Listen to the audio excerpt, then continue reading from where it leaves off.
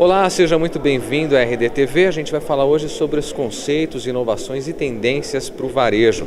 E quem conversa com a gente sobre esse assunto é o Rodrigo Carvalho, que é consultor do Sebrae de São Paulo. Rodrigo, muito obrigado por conceder essa entrevista, viu? Obrigado, o Sebrae agradece a oportunidade também. Legal. Para a gente falar sobre essa questão de varejo, ele que veio palestrar no evento do Sebrae aqui na Associação Comercial de São Bernardo do Campo, quais são as inovações nesse setor, sobre o que basicamente você vai falar que há de novo nessa área? Na verdade, a gente vai fazer um resumo de uma missão que o Sebrae fez junto com um grupo de empresários lá para Nova York, onde ocorre todo ano a feira e congresso de varejo. É a maior feira e congresso que acontece a nível mundial, já acontece há 102 anos, 102º segundo ano que ocorre essa feira. E junto com a feira e com o congresso, nós também fazemos visitas ao varejo, junto com os empresários. Então nós vamos trazer aqui para São Bernardo um pouco daquilo que a gente ouviu e viu de tendências e inovações para uma realidade da micro e pequena empresa. Quando se fala em tendências e inovações, né? Isso aplicado ao Brasil, o que a gente pode dizer de prático que há de inovação na área? Muita coisa. Então, assim, você falou a palavra inovação, que é uma palavra que está em moda, todo mundo fala. E muitas vezes a gente pensa que inovação é uma coisa muito complexa, envolve muito investimento, tem muita tecnologia envolvida. Inovação nem sempre é isso. Às vezes você consegue inovar uma coisa de uma maneira muito simples, inovar fazendo diferente alguma coisa que de repente estava na cara e a gente não consegue perceber. A ideia é trazer um pouco daquilo que a gente viu lá em Nova York, em alguns varejistas, de coisas extremamente simples e que não deixa de ser uma grande inovação. Então a ideia é transferir um pouco desse conhecimento aqui para os empresários. Dessa visita que vocês fizeram lá em Nova York, o que você pode citar para a gente que é um case de repente simples de inovação? Porque essa questão de inovação é bastante relativa e é o que você falou, inovação às vezes no processo que não demanda investimento e sim um modo de fazer diferente e fazer melhor, né? Do que você viu, que case que você citaria que pode ser empregado com sucesso no Brasil, como foi feito lá fora? Por exemplo, um dos cases que nós vamos trazer aqui é de uma rede de lanchonetes da Shake Shack, que no ano de 2012, quando nós fomos, foi um dos cases apresentados como exemplo de varejo. Ela tinha 4 lojas, hoje são mais de 30 lojas e é muito simples, vários conceitos em que ele trabalha. É como se fosse um quiosque de lanche, igual tem em qualquer cidade no interior do Brasil, que fica numa praça, né?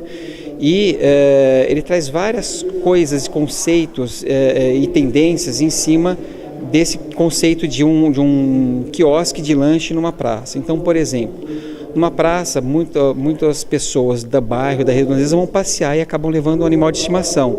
Por que não colocar no cardápio da lanchonete um cardápio para o animal de estimação, que você acaba se relacionando?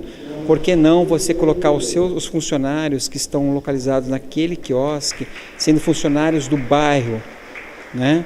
Preferencialmente do bairro, que estão agregados junto com a comunidade. Nos Estados Unidos é muito comum as microcervejarias, então a cerveja vendida em cada quiosque é preferencialmente a cerveja do bairro. Então são coisas que vão se aproximando da comunidade de uma maneira simples, com conceito, com direcionamento. Então a ideia, assim, teria muitas outras coisas para falar desse case, mas a ideia são coisas simples, não são inovações no sentido de investimento, né, mas de ideias e que você pode colocar em prática. Aqui no Brasil você tem as dimensões de como está o mercado de varejo hoje, quanto que ele movimenta, porque é um mercado que cresce, se expande cada vez mais e assim, dos pequenos aos grandes negócios, inclusive dos pequenos que acabam se tornando grandes, né? Você tem um panorama geral disso para a gente? Eu tenho. O Brasil hoje ele tem 5,9 milhões de empresas, das grandes às pequenas. 99% são micro e pequenas empresas. Dessas micro e pequenas empresas, vamos dizer que 45% são empresas do comércio e se você colocar serviços também, a gente vai chegar a quase que 80%. Então, desses 5,9 milhões, 80% praticamente são empresas ligadas ao comércio e serviços que estão relacionadas com o varejo, né? Essas empresas respondem por 20% do PIB, né? Então, assim, é um 56% das pessoas com carteira assinada. Então, o varejo hoje é um grande responsável pela economia, é um grande gerador de empregos, e um grande gerador de receitas, não só para a empresa, como um retorno para a sociedade. Quando você fala, Rodrigo, em inovação dentro desse setor, no Brasil o que se percebe? Como é que o brasileiro tem inovado mais? É em processo, é em tecnologia, é no modo de fazer, no modo de ampliar os negócios? O que vocês têm percebido no Sebrae a respeito desse setor? O Brasil está muito avançado em uma série de oportunidades com relação a isso que você me colocou. Inclusive, na nossa palestra, nós pegamos vários cases de Nova York e nós também mostramos cases aqui no Brasil, tá? Tanto de inovações simples, em conceitos, como a gente viu lá, como inovações em tecnologia. A gente tem empresas com alto grau de tecnologia, microempresas, e que prestam serviços para esse varejo, né? Então a ideia é mostrar um pouco o panorama do que está acontecendo lá fora e aqui, né? E mostrar que a gente também não está longe, e que essas tecnologias são acessíveis e muitas vezes são produzidas por pequenos empresários. Esse trabalho que você está fazendo hoje de vir palestrar junto com outras pessoas, inclusive do Sebrae em São Bernardo, é algo que vocês estão fazendo em todo o Brasil? Como é que o Sebrae tem agido a esse respeito para levar conhecimento, palestras e cases de fora, como vocês estão fazendo, trazendo ideias de Nova York para cá? Como é que vocês estão expandindo isso dentro do Brasil? Tá. No caso do Brasil, cada unidade federativa do Sebrae tem o seu direcionamento. No caso, em São Paulo, nós estamos levando isso para todo o interior, não só para a capital, mas para todo o interior do estado, com esse mesmo modelo de palestra, para todos em parceria com as associações comerciais no estado como um todo. E, na verdade, isso é uma finalização e o início de um novo trabalho, de um trabalho que a gente vem fazendo com o comércio varejista. O Sebrae vem fazendo comércio varejista, onde capacita o empresário, envolve em palestras. Nós fizemos a missão empresarial, nós fomos com um grupo de 30 empresários lá para Nova York, né? E a ideia é mostrar um pouco de tudo aquilo que a gente viu, até para formar novos grupos e mostrar que, olha, venha para o Sebrae porque você tem uma grande oportunidade de aprender a gerir melhor com o que tem de melhor conceito de tendências, inovações. A gente pode propiciar isso a um custo, quando muitos produtos são subsidiados integralmente, como alguns são parcial, um custo, um valor-benefício tranquilo para o empresário. Rodrigo, em relação a gente tem falado muito aqui com ele até agora nessa conversa sobre tendências, novos negócios, varejo, mas a região do ABC é uma região que inova muito e que tem um varejo muito forte na sua essência. Como é que vocês avaliam a importância do ABC nesse segmento do varejo e o crescimento do varejo aqui dentro? Olha, eu não tenho assim dados formalizados, fechados especificamente da região do ABC. Mas a nossa carteira de comércio varejista, os grupos trabalhando aqui são muito fortes. Nós temos alguns cases, alguns clientes que são aqui da região, nós usamos de case, inclusive, no nosso negócio. O ano passado, nós fomos com um empresário aqui da região, em que ele, junto com a nossa missão, ele conseguiu fazer negócios com a Macy's, que é um grande varejista americano. Então, assim, eu não tenho agora um caso isolado ou um número específico da região, eu não tenho esses dados, mas é uma região realmente muito atuante, e uma das principais regiões do país, se pensar como gerador de renda, emprego e negócios. Rodrigo, para encerrar com você, a gente sabe que muita gente aí gosta de investir, o brasileiro, aliás, acho que é nato isso, do brasileiro querer investir no seu próprio negócio. E o Sebrae é um facilitador disso, né? Não só no varejo, mas em diversas áreas. Quais são as boas dicas que você deixa para a gente a partir dessa ideia de inovações no varejo para quem quer iniciar seu negócio ou está desenvolvendo e tentando fazê-lo crescer? Olha, como dica, na verdade, primeiro eu aconselho a estar procurando um escritório do Sebrae, porque não é simples assim, não bate pronto, está dizendo. Mas a primeira coisa, você tem que, para você abrir um negócio, eu quero me tornar um empreendedor, é você se identificar com alguma coisa que você tenha paixão por aquilo que você goste, né? Então, assim, esse é o primeiro passo. Depois você tem todo um caminho de planejamento, porque você tem que planejar o que você vai fazer, ver tudo, todo o plano de ação para você seguir nesse caminho. Mas a primeira coisa é você se identificar com algum segmento, falar assim, não tem um segmento que é melhor que o outro. O importante é você primeiro se identificar e depois você pode procurar o Sebrae para se capacitar com relação a todo esse processo de abertura e direcionamento que você vai dar para a sua empresa. Também para falar sobre essa questão do varejo, inclusive fazer um comparativo do varejista brasileiro com o varejista do exterior, Gustavo Carrer, que também é consultor do Sebrae São Paulo, vai conversar agora com a gente. Gustavo, eu começo perguntando para você sobre isso.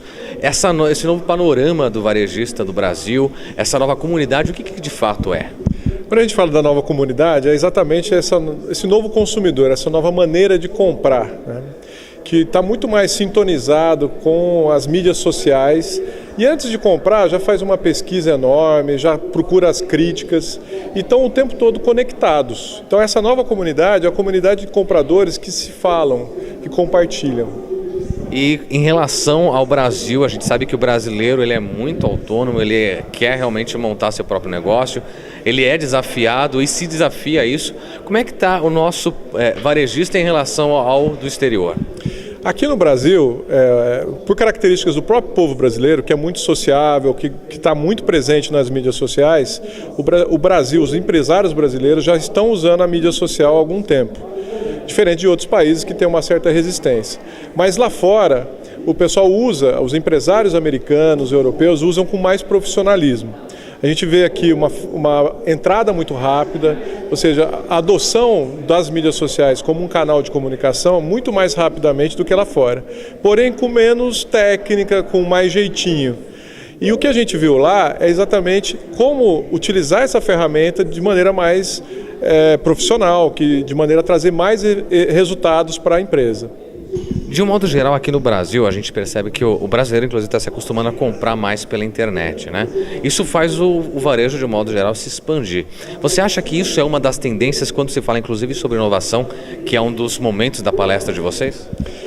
A gente, muitas vezes, conversando com o empresário, né? A gente atendendo o empresário aqui no Sebrae, muitas vezes a gente ouve assim, eu tenho um cliente na loja, meu cliente da internet, né? O que ainda não está claro para o nosso empresário é que o cliente, ele navega entre os canais de compra.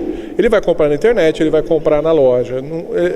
Não existe o cliente da loja, o cliente da internet. Eles não são diferentes, eles são os mesmos. Ora ele está comprando na internet, ora ele está indo na loja comprar. E lá fora eles já tratam isso como um único cliente.